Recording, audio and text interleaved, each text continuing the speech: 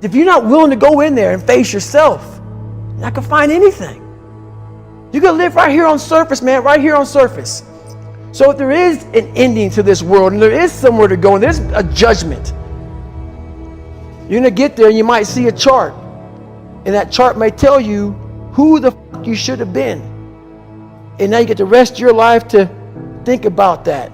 Man, I could have lived a much better life if I just would have just suffered a little bit more. If I just would have went in that and realized I had so much more. But fear and the 40% and living here versus living here, being afraid, stop me. Your biggest enemy, the most important conversation you will ever have in your life is the one you have with yourself. You wake up with it, you walk around with it, you go to bed with it. Eventually, you're going to act on it, whether you're good or bad. You have to. That's why the whole thing about this book I have, it's about you. It is about you.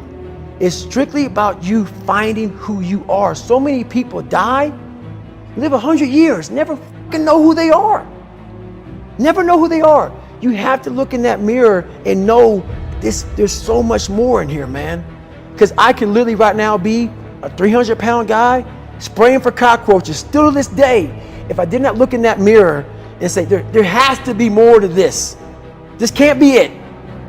And then willing to go into it, dive deep into it, and give all I have to find it. So that's what all that's about.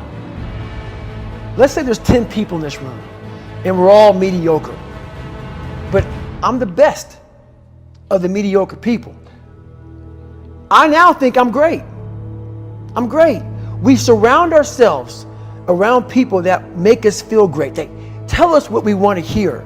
The second we put ourselves amongst the uncommon people, we don't like that feeling, that challenging feeling of that person who's waking up at 3:30 in the morning and say, hey, push your shit on, we're going for a run.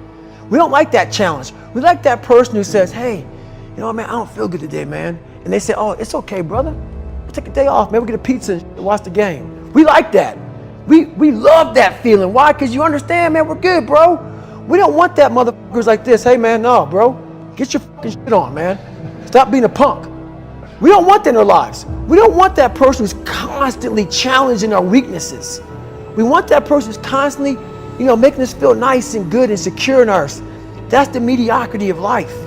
We want to be the best amongst the average people. People wonder, how do you stay hungry all the time? Because after I accomplish something, I don't sit back like a lot of guys who graduate buds, graduate this, graduate that. They get comfortable. They wonder why I'm getting weak, man. I don't know, I lost my edge. What's going on? Because once you hit the top of the fucking mountain, guess what happened? I'm good. I'm good, so you wonder why you're falling down now. Because once you reach the top of the mountain, you got to build another one. That's mediocrity. There's a lot of people in mediocrity who have a nice resume, but they're one-timers, man. They hit a one-time deal, they busted it open, got a lot of money, but they're good. You're mediocre now, man.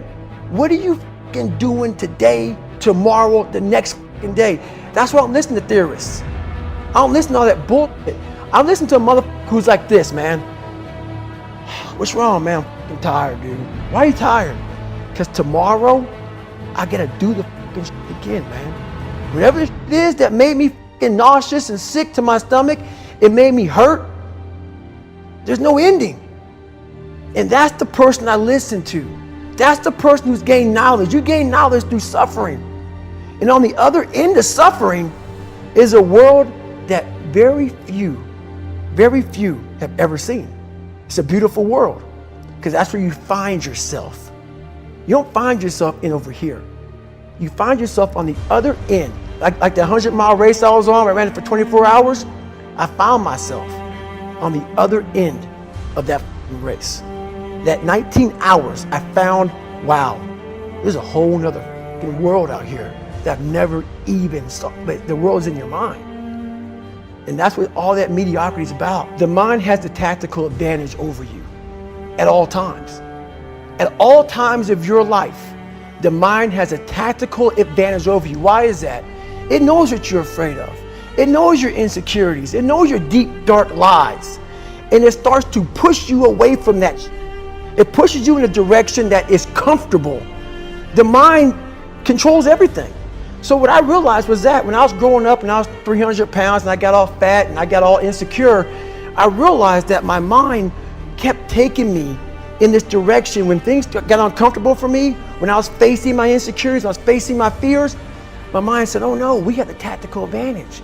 We need to get you, separate you from this feeling over here. Life's all about feelings. We want the happy feeling. We don't want that feeling of this sucks.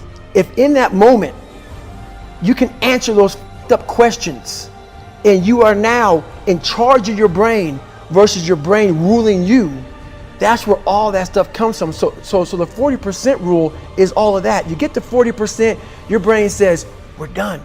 Let's roll, man. This is starting to get painful. This is uncomfortable. So you sit down. You have to figure out ways, and everybody's different. That's how the book kind of talks about, like we all have these things about, 5 steps to this and 4 steps to this. It's a lot more than that. That's all bullshit. It's a practice that you have to, it's a habit. So if you know that at 40%, I'm feeling pain. At 40%, I'm feeling pain. That's where the 40% rule kicks in. Now it starts. Okay, I'm feeling pain. My mind's saying all this to me. It's saying, get out of here, run, flee. The fight or flight kicks in. Okay, we're done. We're not good enough. It starts telling you all these things. You start to believe it because the mind controls all. This is the time where you have to gain control back of your mind. It's okay, let me see if I can go 45%. And once you start giving yourself more and more hope and start realizing, okay, the mind starts to be, okay, what are you doing? We're supposed to be going right and you're going left. You start then controlling your mind. Start finding more in yourself. And then it goes from 40% to a lot further than that. But that's the start of it though. Get to the spot where your mind is saying stop. Wherever that is, you gotta get there first. And then that's when that starts to work for you. You gotta control yourself in that moment.